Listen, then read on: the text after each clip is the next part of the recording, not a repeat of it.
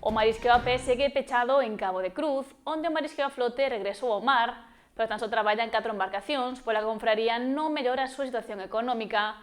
A débeda ascende a 130.000 euros coas entidades bancarias. A actividade no porto de Cabo de Cruz e na lonxa local non é a que había hai anos. A falta de recursos nos bancos marisqueiros, problemática que se ven arrastrando dende hai anos, súmase a mortaldade de marisco derivada da queda da salinidade polos temporais que se viviron a comezos de ano. A confraría crucense está a pasar por unha complicada situación económica e non hai novos ingresos a pesar de que o marisqueo a flote abriu a súa campaña en xuño.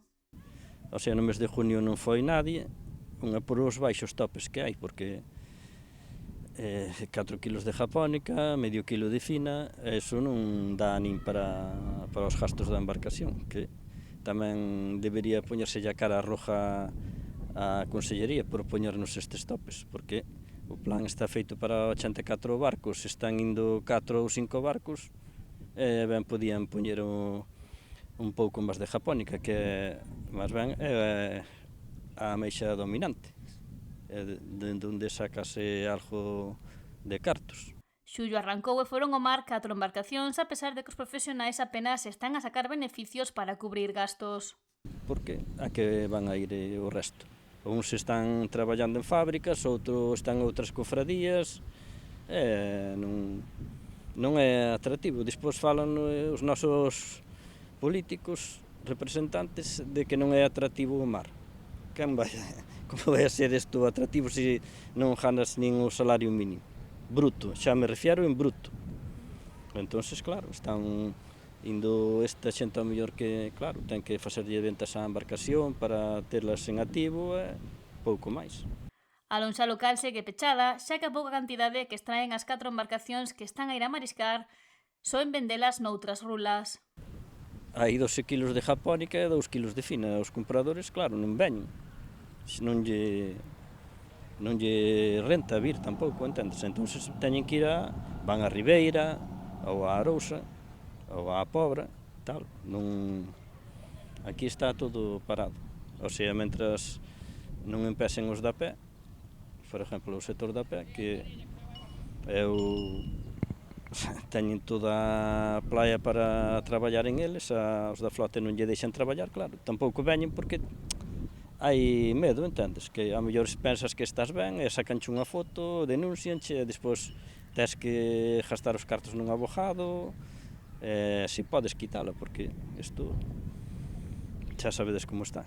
O marisqueo a pé está nun cese de actividade pola mortaldade do recurso rexistrada a comezos de ano. Pero, como non se vai a traballar, isto cada vez a deuda é máis grande, porque os gastos, xa falamos outras veces, os gastos son os mesmos. A seguridade social dos traballadores que están en ERTE, dous que están traballando para ter a cofradía ao día de papeleo e tal, nada máis. Entonces, que se non hai ingresos, vai aumentando a deuda. Entonces, se, por exemplo, agora debemos cada socio, un exemplo de 500 euros, se os de AP abren para outubro ou noviembre, se abren, pois será de 1000. Porque isto é unha bola de neve que vai aumentando e non para. A confraría de Cabo de Cruz non se acollerá aos convenios propostos pola Consellería do Mar ou non ter recursos económicos para adiantar os cartos necesarios e pagar as persoas que se podían acoller a el. Se non hai ingresos, quen che vai que banco che dá o crédito? Eu xa fun preguntar e non... Coño, se non hai ingresos, como vos imos a dar? O sea, aínda temos deudas con eles.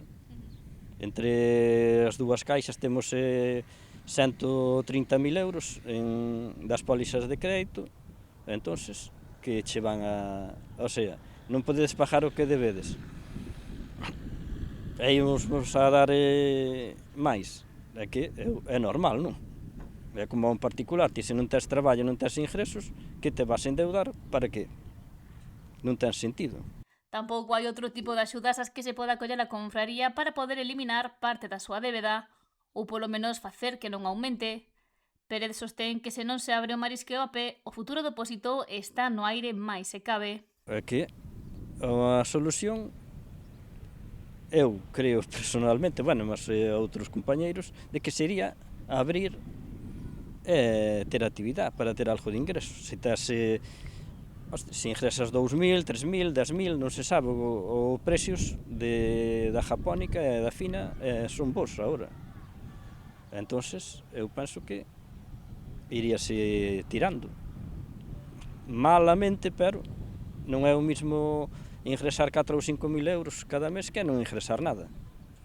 Entón, a mellor, claro, habendo movimiento na lonja, se animaban e nos dan un pouquiño máis de tope, a xente ibas animando para vir traballar. Xa que lamente que na situación actual non hai unha posible mellora. A confraría está a perder Permex, dende xaneiro hai preto de 60 mariscadoras a P-, cifra que pode incrementarse.